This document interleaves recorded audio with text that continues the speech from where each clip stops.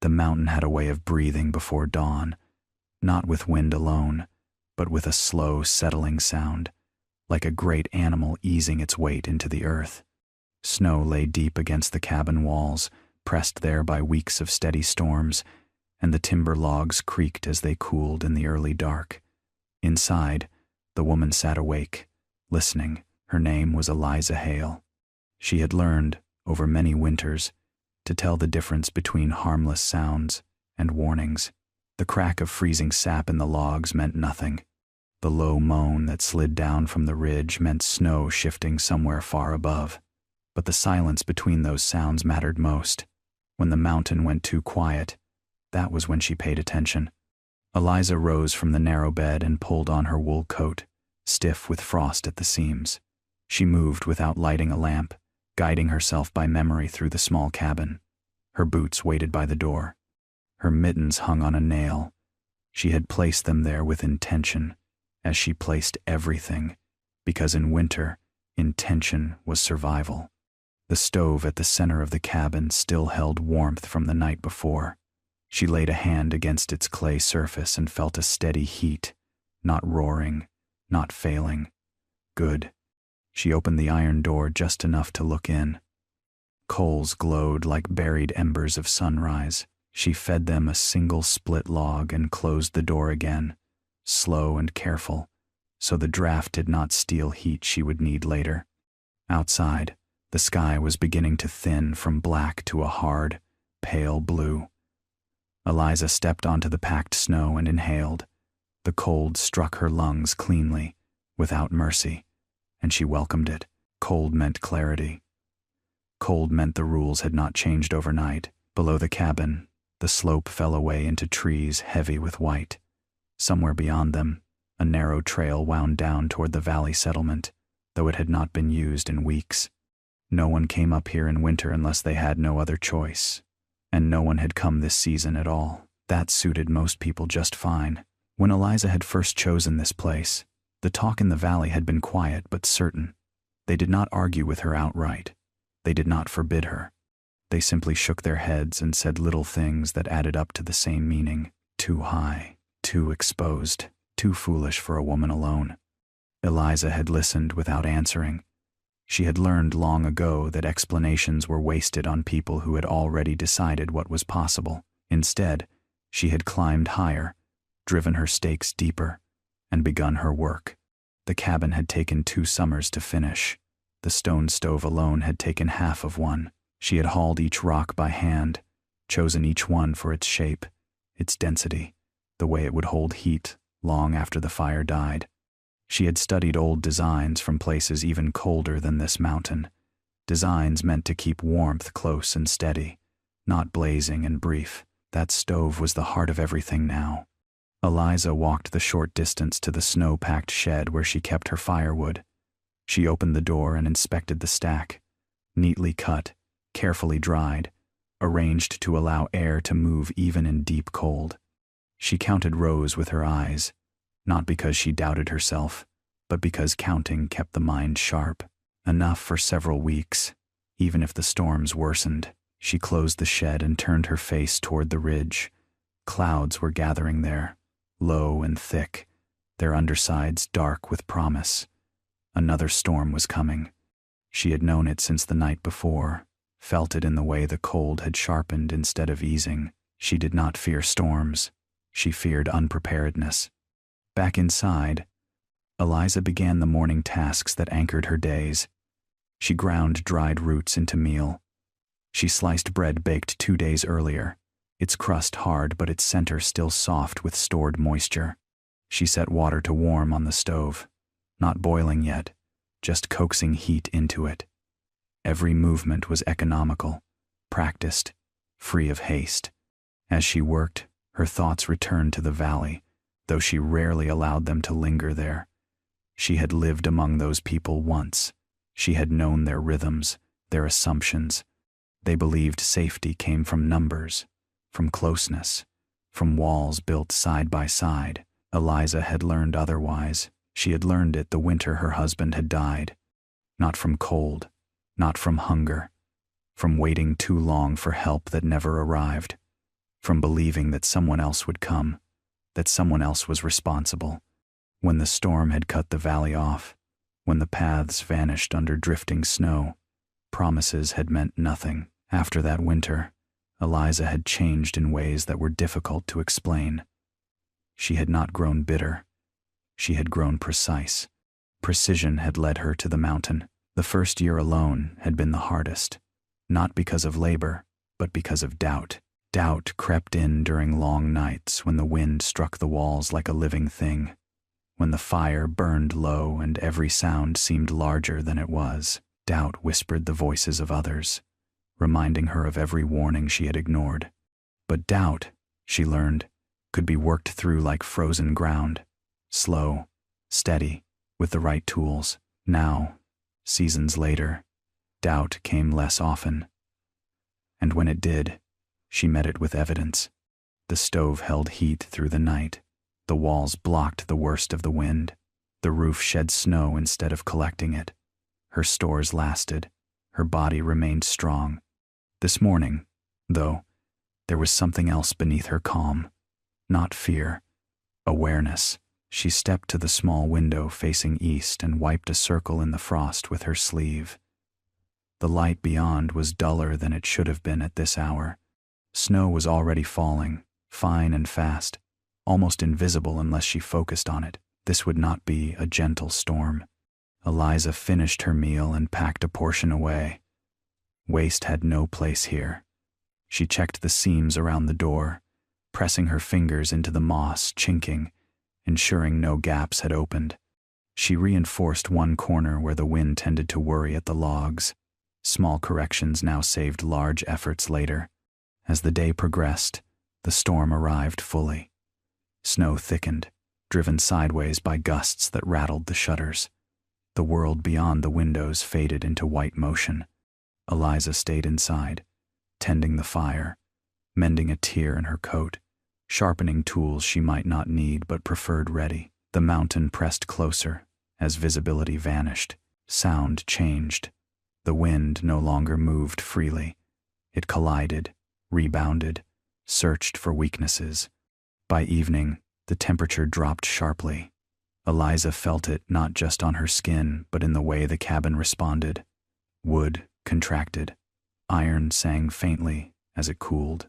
She adjusted the stove, adding fuel in measured amounts, keeping the heat even. She thought, briefly, of the valley below, of fires burning too hot in open hearths, of people huddled together, of roofs bearing weight they had not been built to carry. She did not wish them harm. She wished them understanding. Night fell early under the storm. Darkness wrapped the cabin tight, but inside, the stove glowed steadily, its warmth radiating outward, filling the space without urgency. Eliza sat on the bench beside it, hands resting on her knees, listening to the mountain breathe again. The storm roared, but the cabin held. This was only the beginning of winter's true test. She knew that, as surely as she knew her own name, harder days would come, colder nights, storms that would last longer than seemed reasonable. But she had not come here to be reasonable. She had come to endure.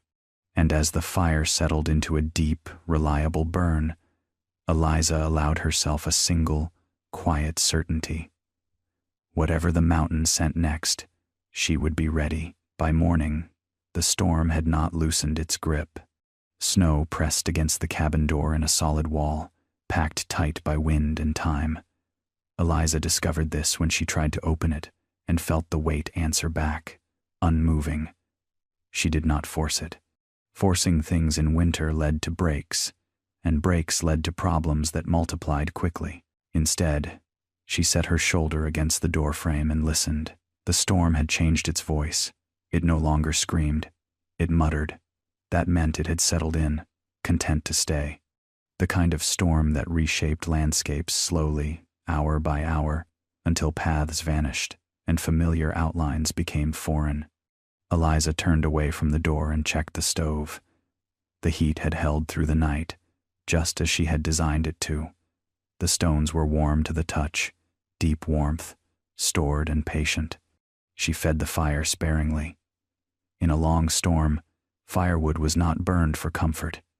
It was rationed like time. She ate standing up, conserving movement, conserving thought. Outside effort would come later, when it was necessary. For now, the mountain required stillness. Mid-morning light filtered weakly through the small windows, a dull gray that flattened everything it touched. Eliza took down her notebook from the shelf. Its pages were thick and uneven, bound with cord she had twisted herself. Inside were lists, diagrams, notes taken over years, wind directions, snow depths from previous winters, small adjustments she had made, and their results. She turned to a page marked with a notch cut into the edge, extended whiteout conditions. She read the notes carefully, though she already knew them. When storms lasted more than 3 days, the risks shifted. Not hunger, not cold. Isolation itself became the danger. Mistakes crept in when days lost their edges. She wrote the date at the top of a new page, then paused. Dates mattered less here. Still, marking time anchored the mind. She wrote it anyway, and added a short line beneath. Storm fully settled. Visibility near zero. As if summoned by her attention, a sound reached her ears. Faint, out of place, Eliza froze. It was not wind. Wind was everywhere. Constant. Layered. This was singular. A short, hollow sound, carried and swallowed quickly. She moved to the eastern window and wiped away frost again. Snow streamed past, endless and blinding. She leaned closer, straining her ears. There it was again, not close, but not imagined. Eliza's jaw tightened. She did not jump to conclusions. Panic invented sounds, but preparation required acknowledgement. She reached for her coat and boots, then stopped herself. Not yet. First, she checked the stove again. She banked the fire carefully, ensuring it would hold steady if she was gone longer than expected. She laid out extra fuel within reach of the bench. Only then did she dress fully, layering wool, leather, fur, each piece chosen for function rather than weight. She strapped on her snowshoes and took the shovel from its hook. At the door, she paused. Going out during a storm was never wise, but neither was ignoring uncertainty. She cracked the door open just enough to push snow aside, working slowly until she had cleared a narrow passage. Cold rushed in, sharp and immediate. The storm seized at her clothing like a living thing. Eliza stepped out. Visibility was worse than she had expected. The world ended a few paces from the cabin, swallowed by moving white. She planted her feet firmly, orienting herself by instinct and memory. She turned her face toward where the sound had come from. She listened again. Nothing. She stood there longer than comfort allowed, letting the mountain reveal itself. Wind shifted. Snow hissed across hard surfaces. Somewhere far off, ice cracked under its own weight. Then, faintly, again. Eliza exhaled slowly. It was a call. Weak, uneven, human. Her first instinct was irritation, quickly followed by resolve. Someone had climbed higher than sense allowed. Someone had misjudged the storm, the mountain, or both. She did not curse them. Cursing wasted breath. She moved. Each step was deliberate. Snowshoes spread her weight, but the drifts were deep and deceptive. She followed the contour of the slope rather than cutting straight across, avoiding areas where snow might give way. Her world narrowed to what lay directly ahead. The next step, the next breath. The sound came again, closer now. A voice strained thin by cold and fear. "Hello," Eliza answered without shouting. "Hold where you are." She hoped they could hear the steadiness in her tone. Panic fed on uncertainty. She advanced until a shape resolved from the white. A figure crouched near a cluster of half-buried rocks, arms wrapped tightly around their body. A woman, younger than Eliza, her face red with cold, eyes wide with exhaustion. No injuries. That was the first thing Eliza noted. No blood, no twisted limbs, just cold, and fear. "You can stand?" Eliza asked. The woman nodded, though it looked like effort. "I think so." "Good," Eliza said. "We're going uphill." The woman hesitated. "I was trying to go down." "That's why you're here," Eliza replied, not unkindly. "Follow my steps." "Exactly." She did not rush. Rushing led to falls. She set a pace the woman could manage, speaking occasionally, not to fill silence, but to keep the other focused. The cabin emerged slowly, its dark shape solid against the storm. Relief washed over the woman's face at the sight of it. Inside, warmth closed around them like a held breath finally released. Eliza shut the door firmly and guided the woman to the bench beside the stove. She stripped off the woman's outer layers with practiced hands, replacing them with dry wool kept for such moments. "You'll warm slowly," Eliza said. "That's important." The woman nodded, teeth chattering. I thought I could make it before dark." Eliza handed her a cup of warm water, not hot. "The mountain does not care what we think." They sat in silence for a time, the only sound the storm battering the walls and the soft crackle of the fire. Gradually, color returned to the woman's face. Her breathing steadied. "My name is Mara," she said eventually. "Eliza, I didn't know anyone lived up here." Eliza allowed herself a thin smile. "Most don't." Mara looked around the cabin, taking in the thick walls, the stove, the careful order of everything. "They said you were unusual." "They say many things," Eliza replied. As the hours passed, the storm showed no sign of easing. Eliza prepared a simple meal and shared it without comment. Mara ate hungrily, then slowed as warmth settled into her bones. By nightfall, the storm intensified again, wind howling with renewed force. Eliza secured the shutters and checked the roof supports from inside, listening for strain. Everything held. Mara slept curled on a pallet near the stove, breathing evenly. Eliza remained awake longer, tending the fire, alert to every shift in sound. Another presence in the cabin changed the balance of things. Not dangerously, but responsibility always sharpened awareness. She thought of the valley again, of how word would travel once the storm broke, of how people would ask questions they had never asked before. For now, none of that mattered. Outside, the mountain continued its slow, relentless work. Inside, Eliza Hale held the line against it, just as she always had. The storm did not end the next day, nor the day after that. Time inside the cabin stretched and thinned, measured not by sunrise or sunset, but by the rhythm of tending the fire and the quiet cycles of rest. Eliza marked each morning by clearing a small section of the window, just enough to confirm what she already knew. White, moving, endless. Mara woke late on the second morning, her body still reclaiming warmth and strength. Eliza let her sleep. Recovery was not something to rush. When Mara finally stirred, blinking against the dim light, Eliza handed her a mug and waited while she drank. "I don't know how far I walked," Mara said softly. "I lost the trail before noon." Eliza nodded. "That happens. I thought I heard someone shouting earlier." From below, Eliza paused, then shook her head. "The wind carries tricks. If there were others, they would not last long out there." Mara's face tightened. "I didn't mean—" "I know," Eliza said, "but hoping for help that isn't coming wastes energy. We focus on what is here." That became the shape of their days. Eliza set Mara to small, careful tasks once her hands stopped shaking, sorting kindling, rolling bandages, melting snow in measured batches so as not to cool the stove too quickly.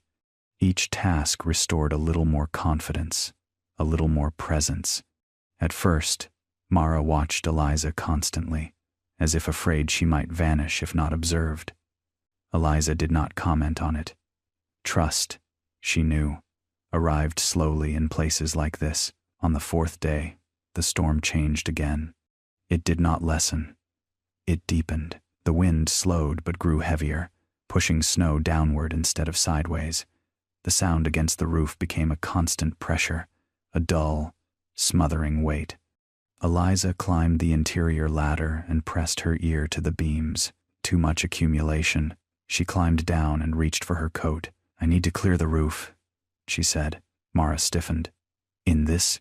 Yes, that's dangerous." Eliza met her gaze. "So is waiting." She dressed carefully, double-checking every strap and seam. Before opening the door, she placed extra wood beside the stove and adjusted the damper to hold heat longer. "If I am not back within the count of 100 breaths, add 1 small log," she said. "No more." Mara swallowed and nodded. Outside, the storm pressed down like a held breath. Eliza climbed onto the roof using the side supports she had built for exactly this reason.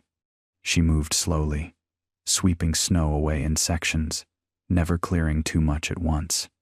Balance mattered more than speed. The mountain loomed unseen, but its presence was unmistakable. Snow shifted underfoot. The air tasted heavy. Eliza worked until her shoulders burned and her breath fogged the fur around her face. She counted strokes, counted breaths. When the roof was clear enough to relieve the strain, she descended. Inside, Mara was standing by the stove, eyes fixed on the door. Relief softened her features when Eliza stepped in. "You did well," Eliza said, meaning more than one thing. That night, the fire burned low and steady. The cabin creaked but held. Snow continued to fall, but less insistently. On the 5th day, silence arrived. Not peace, just absence. Eliza woke before dawn and knew immediately. The storm had spent itself. The mountain rested under its new weight, reshaped and unfamiliar. She cleared the window and saw sky for the first time in days. Pale, cold, still. Mara joined her quietly. "Is it over?" "For now." They ate, then dressed for work. Eliza did not suggest Mara remain behind. Strength returned faster when tested carefully. Outside, the world had changed. Drifts towered where paths once lay. Trees bent low, branches locked in ice. The trail toward the valley was gone entirely, erased as if it had never existed. Mara stared. "How will I get back?" "Not today," Eliza said. "And not alone." They spent hours digging, clearing the door fully, opening vents, checking the shed. One corner had collapsed under the weight of snow, but the wood inside remained dry. Eliza rebuilt the wall without complaint, using snow itself to insulate the gap. By afternoon, the sun broke through briefly, a weak silver disk that offered no warmth but lifted the spirit nonetheless. They stood together, looking down the slope. "You built this for storms," Mara said. "Didn't you?" Eliza nodded. "Storms reveal what we actually prepared for." That evening, as they sat by the fire, Mara spoke again. "They told stories about you in the valley, that you were stubborn, that you refused help." Eliza smiled faintly. "I refused assumptions." Mara hesitated. "They said no one could live alone up here, that it was only a matter of time. And now," Mara looked around the cabin, at the stove, the walls, the careful order. "Now I think they didn't understand what living means." The next days were spent reclaiming movement. Eliza cut steps into drifts, marked new routes with poles she had stored for this purpose. Mara followed, learning by doing, her confidence growing with each successful task. They spoke more then, not of the storm, but of choices, of the valley's closeness, its noise, of the mountain's demands and honesty. On the 9th day, they saw smoke rising far below. Someone had reached the valley edge again. Mara felt it before Eliza said anything. "They'll come looking." "Yes.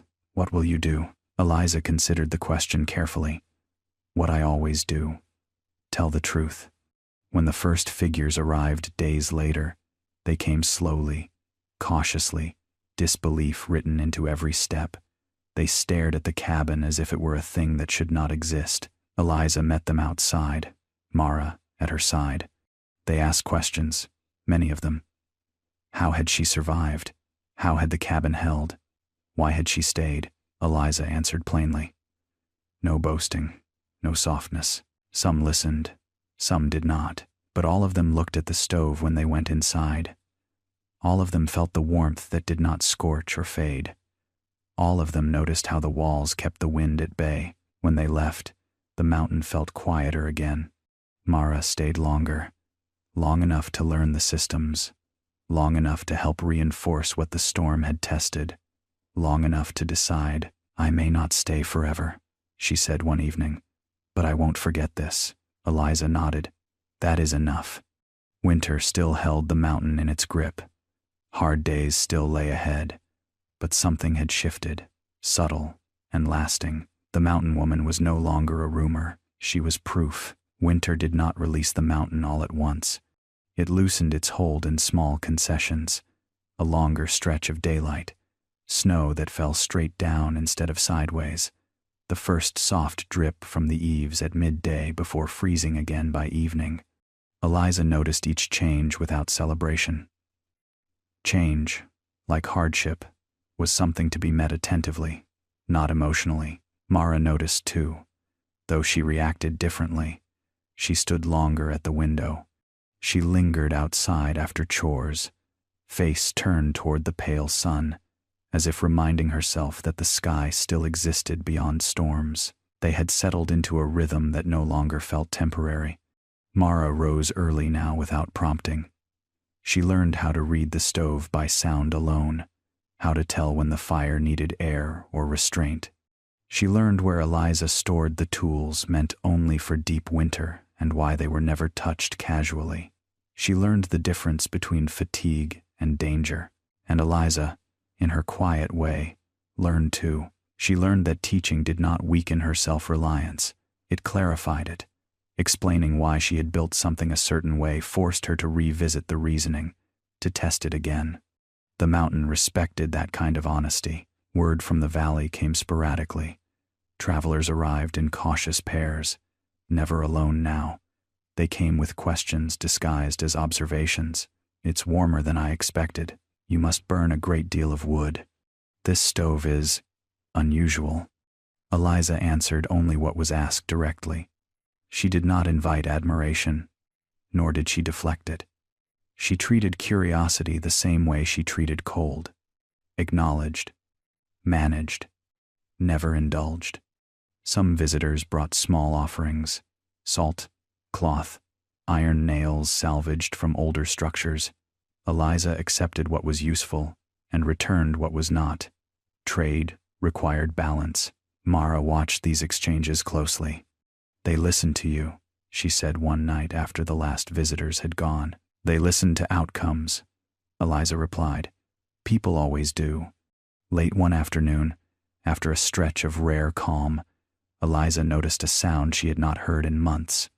Water, moving freely beneath ice. She followed it downslope to where a narrow channel had opened, dark and alive. Spring would come, not soon, but surely. With the shift in season came decisions that could no longer be delayed. Mara knew it before Eliza spoke. The mountain had a way of surfacing truths without words. I should go back, Mara said quietly one morning. Before the trails change again. Eliza nodded.